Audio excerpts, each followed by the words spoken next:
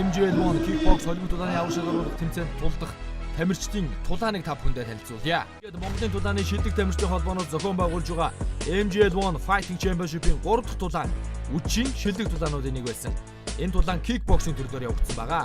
Мэргэжлийн кикбоксинг заг холбоо Ширэн Бэлэг клубын тамирчин Мөнхөдийн хувьд энэ жил 29 настай хашир туршлагатай тамирчин байсан юм.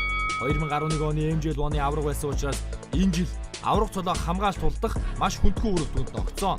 Харин залуу тамирчин Мөнхбаатарын хувьд 10 жилийн турш боксing спортоор хичээлж, өнгөрсөн жилээс кикбоксоор хичээлж эхэлсэн. Харин ганцхан жил кикбоксоор хичээлсэн гэхэд чамгүй сайн тоглолтыг энэ тоглолтод үзүүлсэн юм. Түүнийг дэмжихээр дахин нутгаас маш олон залуучууд асаас ирэхэд хүрэлцэн ирсэн байлаа.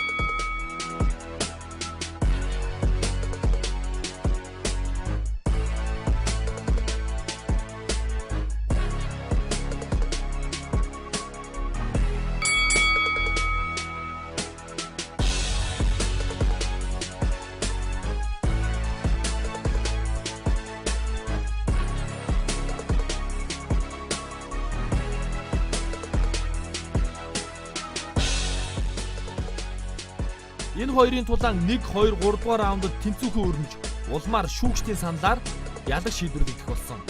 Харин шүүгчид эхний 3 үеийн дараах байдлаар хоёр тамирчдыг тэнцвүүхэн тоглосон гэж үзээд нэмэлт 1 раундыг сунгасан юм. Ингээд бид нэмэлт буюу шийдвэрлэх раундын тоглолтыг хамтдаа харж байна.